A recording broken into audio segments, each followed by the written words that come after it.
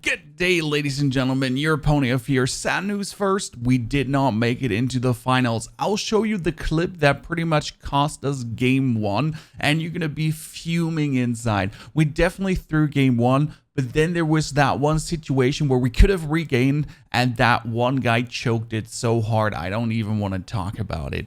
Despite that, I still want to present you the finals where Kayzahr and Splashed have been playing against FIFA kills and wars, and I'm going to show you their final game and give you a cast for that because it was a very action-packed one full of many amazing kills. Going back into our game, so we died early, we were down, but Pentagon and Noisy, our opponents, been having a very hard time. They've been having to regain multiple times in a row, and this is the situation where Pentagon and Noisy both should have died. It's pretty much Mr. Noisy. It's pretty much Mr. Pentagon fighting against these nerds here. While behind him, someone rolls up with a Kar 98. Listen closely.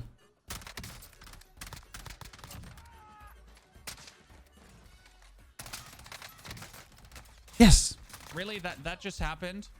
That guy behind him missed 2 Kar 98 shots. Instead of pulling out his AR, being right behind him, just ending it here for him and getting us back into the round so that we're then able to regain. We tried really hard. We're absolutely close to it. In the end, it was very tight to a few kills, but hell, that could have been the moment where we really regained super hard. Now let's go off into the final game for Kayzahr and Splashed versus FIFA Kill and Wars. If those are no names for you, FIFA Kill is one guy I've been playing together with. He's an absolute crack kid on the controller. I think Worst is playing controller too. Splash. I think this is actually 4 controller players in a match together, fighting it off against each other. Kayzahr and Splash are straight up at airport, going for that helicopter. Again, I'd like to say the helicopter is just 1 to 2 easy kills in the beginning. People always go there. So dude lands, dude gets chopped up, easy peasy lemon squeezy.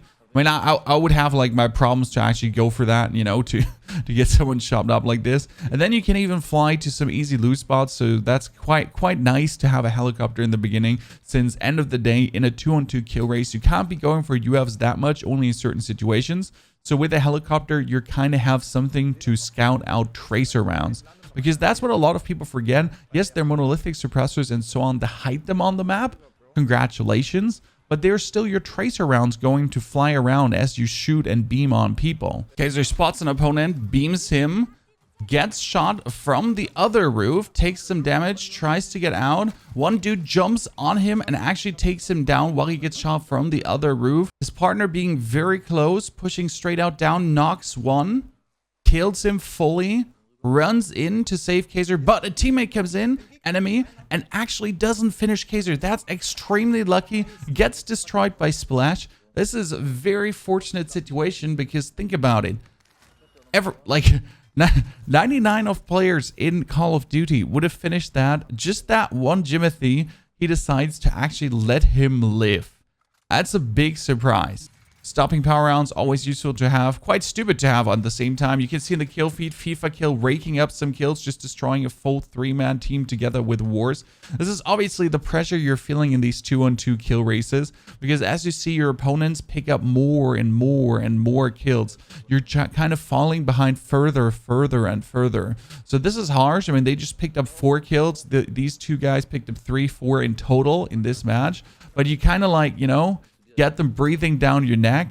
You get to make plays. And as always, every single fight is a 2-on-4 fight. So it's not like you're getting easy fights. Sure, I mean, you can get Jimothys, Jebediahs, Jevs, and like some absolute Tims that can't do anything. You have single players sometimes that jump back in. So these are the kills you have to get.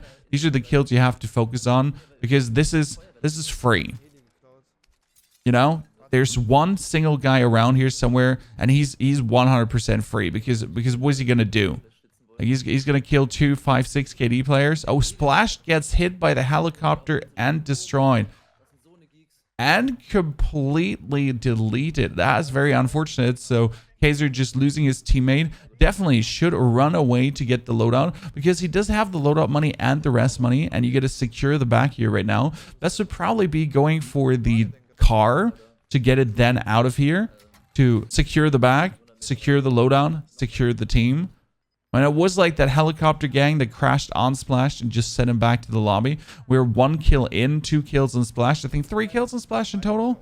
So you get like 4 kills with the 1 from the very beginning. It's not a lot, but there's 104 players alive. So does not seem to be the sweatiest lobby. I mean, sometimes you already have like 80 to 70 alive at this point of the game. Sounds a bit crazy. Kayzahr's using the car to actually scout here right now, as you can see. So he is in the car and he looks left, right. Is anyone approaching? Is anyone coming closer? You could obviously just sit outside of the car, but why would you risk it? There is a UAV coming up. And as I said, in very rare situation, you do pop UAVs.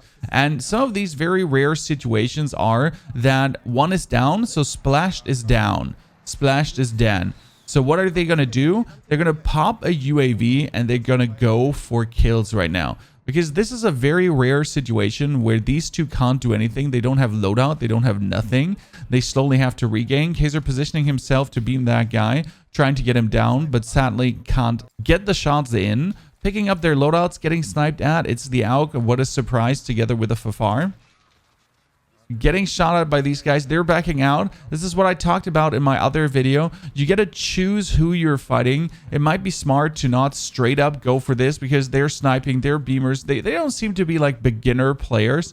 They don't have plates. So Kayzahr has like 1 plate. Splashed has 0 plates. So they're backing out of this situation. And this is the smartest thing they could do. Why would they fight from a position of disadvantage like that, risking their whole kill race game? Because that's essentially what it is. Splashed is trying to pick him up, can't get him down, sadly, was on top of the tower, going now for the buy station to just get replenished on plate. Splashed managed to pick someone up as they were just driving randomly past. Poor little Jimmy. That is another kill in the books that you absolutely need. These are the kills you need to pick up. So they're going for the buy. They're going to replenish an armor. They do know there were like around 6 to 8 players in that hangar area.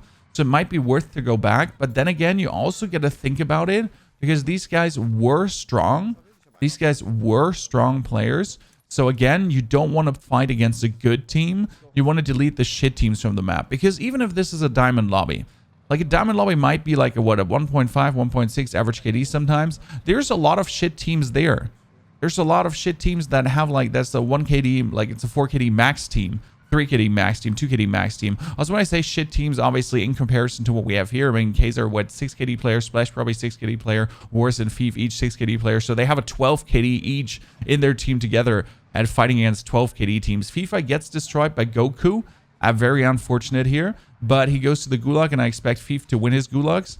Just corner jump, aim assist, lock on, boom, blast down. Have seen him many times. He's an absolute crack freak. Wars puts Goku down. Very good there. I mean, they're just raking up those kills. It kind of like Splashed and Kayzahr playing this slow in comparison. I mean, it's not like they had a choice then actually playing it slow because they didn't get in the position yet to actually just roll and pick up the kills. They just recently got their loadouts. So until moment X right now, they have not been having it. And they're actually splitting very ballsy. This is a strategy you can go for. You can go 1v4. You can go alone each, but it is very risky because if you act together as 2, I mean, together as 2, you can really handle 4 easy if you're absolutely cracked players.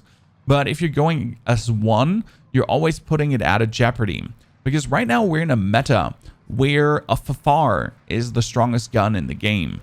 And a ffar, it doesn't matter how good you are. Let's be fair. Aiming in this game is not really hard, especially aiming on 10 meters distance. On 10 meters distance, movement matters. But even your best movement can get easily stopped if you're getting shot by a ffar and then you just get beamed away. FIFA actually dying in Wars 2. This is the situation you're hoping for. This is where you freeze frame and don't play super aggressive because both of them are dead. You can now pop a UAV easily. Splash could pop a UAV, but you could also chill for a second and see if they actually full die. Because if they full die in this very moment, then there's no way. Then they can just really easily roll down the game very chill. So Kayzahr picks up a UAV, pops the UAV straight away. As I said, this is the situation where you want to pop a UAV, one of the very few ones. He sees there's a marker on top, gets him down, poor Jimothy. That's what we're talking about, movement matters here. If that guy had a ffar, Kayzahr could have just died easily. Sees the helicopter flying, tries to bang him down. AUG is actually very good to shoot people out of a flying helicopter because every single bullet you hit does 40 damage. End of the day, you just gotta hit 7 bullets and you get them down.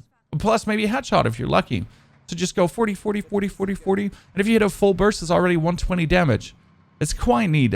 Like, I've shot more people out of helicopters with a AUG than with any other gun. And that being said, even in the Bruin meta, where you could just beam down helicopters very easy, about Bruin meta was crazy. Wars is back. Wars won their gulag. Clutched it up for the team. Gotta get his mate back now. Critical phase of the game, though. Zone 2, a lot of things are looted already. Now finding position where it ain't looted can be harsh. Worse, trying to loot the Twin Towers, surprisingly unlooted there.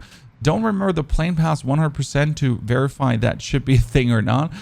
Getting sniped at, imagine getting sniped out of your car right now. Happened to us in one game, but there was a hacker, so we luckily get a remake. So what happens when you have a cheater in these kind of lobbies? Then you make a remake, but you carry the kills over. So let's say Kayzahr and Splashed have 8, FIFA and Wars have 16 right now. Then it would be 8 versus 16, but in a new game. Which seems to be fair for me because you ranked up the kills until point X, but it also seems fair to just remake if there's a blatant obvious cheater. Wars resting FIFA, Wars and FIFA back in action. That's one of these easy kills we've been talking about again. The risky also because you see one, you're like, oh yeah, that's one guy, I can pick him up easy. But you actually don't know how many is it for real. I mean, his 3 friends could already be there. And this is what Kayzahr is doing very smart here. He doesn't fight without much information. I mean, he could have literally committed on this right now and just be like, send it, full send, but he didn't. Smart thing, backs out, reloads. Saw that there's like at least 2 glins. They rest also. Trying to get a position in now. Parks the car to bait the opponents in. Splash drives up. Maybe making them peek.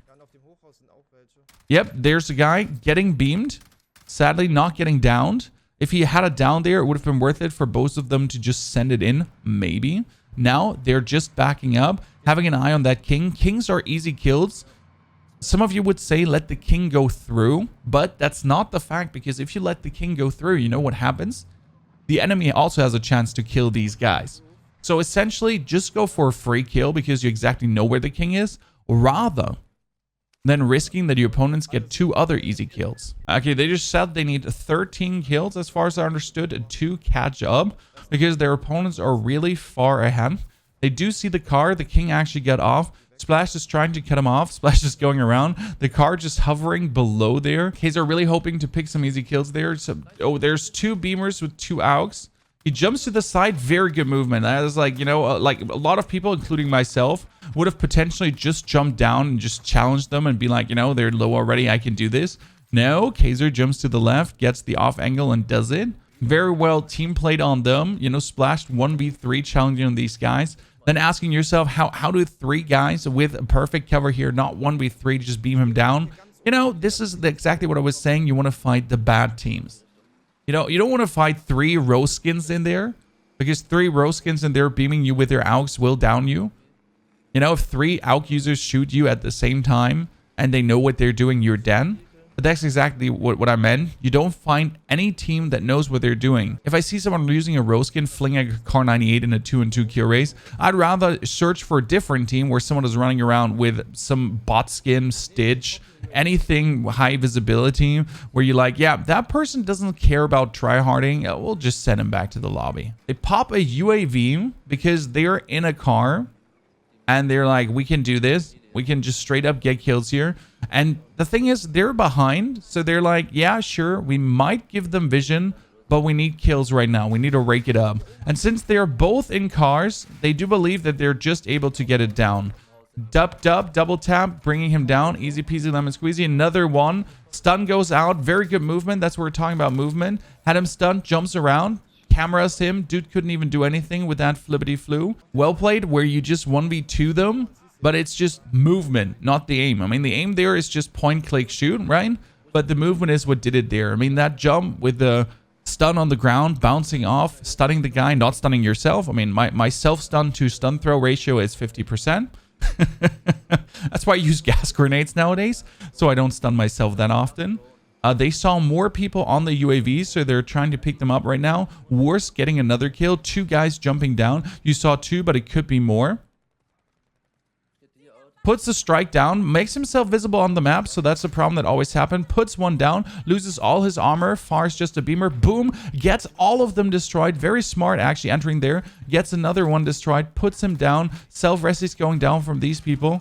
Absolutely well played. Just really having the presence of mind to put the strike on it as he pushes in the building really helped him there. Because once he has a chance to down them with the strike, but twice he also zones them out of the building pretty much, slash forces them to run straight in the building. So he goes in the one door of the building, puts the strike, they see enemy airstrike overhead, see the red dot. Initial reaction will always be, let's just push through the front door, you know, get safe from the airstrike. And then he's just waiting for that, right? Just waiting for the one guy to go through it. There's a Kar 98 shooting from the top of quarry building. FIFA just gets down, very good, but Worse picking up another kill. They're really, you're feeling the heat, guys. You're feeling the heat, you know. FIFA and Wars, they're just raking up those kills. They're just doing something. This is not what you're hoping for when you're in a situation like this. You're just hoping for them to play it slow and eventually get wiped. But obviously, these are very good players that made it to the finals. They just don't randomly die. Looking around, trying to find that Kar 98 slinging nerd. Doesn't see anything. Saw the car driving behind him, threw in. Thief currently still dead. Wars up, has the money to rest him, but gonna get out of his sticky situation. Splashed and found them. Beaming. Splashed has to kill him now. Oh my goodness, that Kar 98 style. That is one of those situations where you're like, hey, I'll just mental over this. Splash downing two. Two are getting down. There's one more going around. Another one going down by Splashed. Kayzahr taking him with the drop shot. Very well done. Without the drop shot, he might have actually lost that firefight, gonna be honest, because that dude had a good presence of mind just turning around in that very last moment. Thief getting rest. Vorse and Thief back up again both. Kayzahr thinks he's trapped. Here's other people running around, trying to get the beams on, trying to get the good position. I like the angle he's holding here. Always hold the head glitches, never hold a full body peek. This is the most important thing and the biggest problem a lot of people do. When you're holding something and when you're expecting people to come from a certain directions, you got to find a head peek to hold. You got to find a good angle for you. Because if he comes corner jumping, bunny hopping around the corner and your full body is exposed, he has a really easy first shot accuracy. But if you're holding a head peek where you can only see your hand, he might first and foremost miss you. You take a little bit slower to go for the first shot, and you obviously see his full body and you can just go away beaming. Wars is running away from his opponents, and that is a communication that Splashed and Kayzahr are putting out as just kind of like, yeah, we should move away from these people too that are frying Wars and Thief. Because that's what I said, you know, if there's a team that actually kills your opponent team, and your first reaction shouldn't be, I'm just going to beat them. Nah, your first reaction is going to be, man, if they're able to beat our team in the finals of the Twitch Rivals here, they're probably twisted freaks and you should be trying to look for easier kills. They saw someone parachuting down from here, running up to get your position peek on. Does not notice anyone in here. Goes around, goes back. You know, quick peek. Not risking it. Showing his head for a second. If he gets shot at, he goes down, straight up plate, turn around, and then shoot. Sniper from the airfield. You're running away. Doesn't want to get in the sticky situation there. Probably the same guys that have been trailing them before. Kayzahr communicates to his teammate that he's like, you know, he'd rather run away from that guy because he seems to know what he's doing with his Kar 98. Generally, you kind of want to not fight snipers that know what they're doing, because as much as you might be proficient with your gun, a good sniper just needs one lucky shot, and that could end your game. I mean, this is also why self-res is so important in a 2-on-2 kill race. Because often you're going to be sitting on top of a building and trying to beam some people from off angles. So you're going to be holding, you're going to be in their side, you're going to be trying to hurt them. And that's like the thing, if you're then not having self-res and you get knocked, you're forcing your teammate to rush in an unfortunate situation where you have been trying to pincer move the opponents. And then that leads to you maybe getting him killed and yourself killed and losing the kill race. So prioritize self-res over everything. I would even prioritize self-res sometimes over plates, because you really need to be able to fight on yourself, hold your angle yourself, and if you then get that accidental snipe in or that double tap with an AUG, you're going to be able to come back. Puts down the airstrike. Oh, trying to get that cracked. Oh, this could be... Yes, so lucky. Look at this. He put it, and the only reason this worked out is... because they actually hit the stone. Imagine they did not hit the stone there. You know what would have happened? yeah, that airstrike would have missed and you would have missed these kills. Very fortunate here for Mr. Kayzahr. Smart play with his airstrike. And at the same time, obviously, just extremely fortunate that the driver of the car is too stupid to maneuver around the only rock in that situation. But every now and then, you gotta go fortunate, ladies and gentlemen. We're 14 kills deep on Kayzahr here. We have 14 people alive, 13 people alive. They gotta pick as many kills up as possible. This is very good right now because it's 5 teams, 13 people. There are 4 of them. So it's 9 people left spread around 4 teams. That means there is a chance to get the one or the other easy kill. Splash just downing 2 more from an off angle from Superstore behind, as people are here still on Super trying to rotate in desperately. Splashed actually doing a gas play. You see him running around there deep in the gas, trying to get the last 2 beams on the guys, putting 2 down. It's 11 left, so 7 in total to kill. Kills another one, just going for a nice 3-piece. There are 6 people left spread on 4 teams, so it's 3 enemy teams and they have 6 people spread between them. That means you have to go all out aggressive. You have to get brain dead aggressive. At this point, it doesn't matter anymore to play smart. You just want to get any of these last kills. Every single kill matters in this situation. So you're just gonna sensibly send it because there's gonna be one single player. There's gonna be 1 duo maybe. I mean, you could be running into that complete other 4-man team eventually, and then there's 2 solo players. But the chances are that it's something like a duo and a duo. Splash just asking Thief to please die, but Wars and Thief downing another one, getting them down, finding the opponents. And now if you hear your opponents fighting, you might as well just push to them, as Splash is doing right now, trying to yoink their kills. While Kayzahr is driving here out in the open, trying to look for stragglers, trying to look for people playing the circle, trying to find the 1 or 2 stragglers that are behind here that are trying to play it smart or campy or super ready and scared.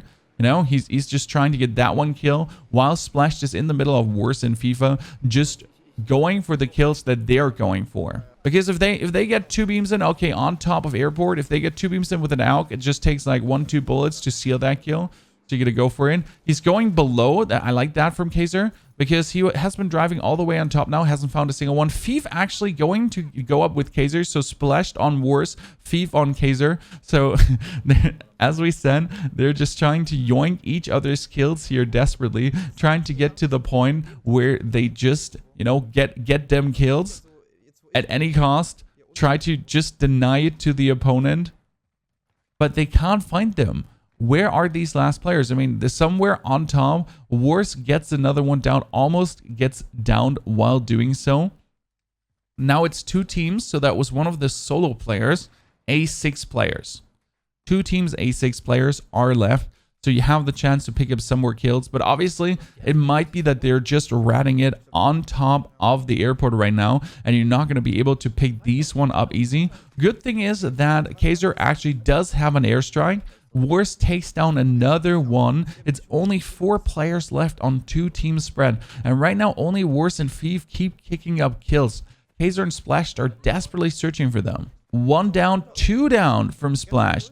Might 3 kills, ladies and gentlemen, bringing it home with the last 3 and therefore getting the necessary kills to get the dinner home, to get the tournament win. Ladies and gentlemen, I don't know about you, but that was some intense action-packed game. Them been really trying to get these kills, some really smart movement and thinking ahead. And this is what you really need in 2 versus 4. You need to play smart. I mean, you need to be good, right? But you also need to play smart. I mean, these are 6 KD players that pretty much made it into the finals. I'm a 2.5 KD player, and with my partner Gangat, who's a 6 KD player, with only being 8 KD in total, we somehow made it in the finals too. Sadly, we didn't get into the last round, but hey, we secured 500 each. That is the renovating of our children rooms. So I would say heads up for me. GG's for Kayzahr and Splashed for actually bringing this home. FIFA kill and Wars are absolutely cracked, gentlemen. I hope you enjoyed this casting series. I definitely like to bring more to you. Also casting randoms again and getting you those fishy Timmy, Jimmy, Jebediah games. But it's also fun to actually cast good players and see how smart they play, because this is where you learn. This is where you get better. Because again, shooting is easy in this game. You'll get used to it. You'll get your mouse sensitivity down at some point and you get your shots on. But the main reason why you lose is not your shooting. The main reason why you lose is your corner jumping wrong, or you're pushing that one area not the right way. You're not outthinking your opponents. You just straight up Jimmy bot, run in and get beamed. And that's where you have to play smarter. And that's where watching better players will always, in the end, if you look for what you need to improve, makes you a better player too. Ladies and gentlemen, thank you for watching today. Don't forget to subscribe to find your way back for more casts, more guns. Yes, the next days we'll be visiting guns again. I have an RPD plan for you. I have a Craig. I have a Stoner Sniper support. So there's a lot of amazing things up and coming on the horizon for you to play even more amazing guns throughout Verdansk and not be slaving down to that annoying far out meta. I wish you a fantastic good day. Don't forget the live stream from 8 a.m. to 4 p.m. where we test these guns then live. And as always, see you soon in Verdansk.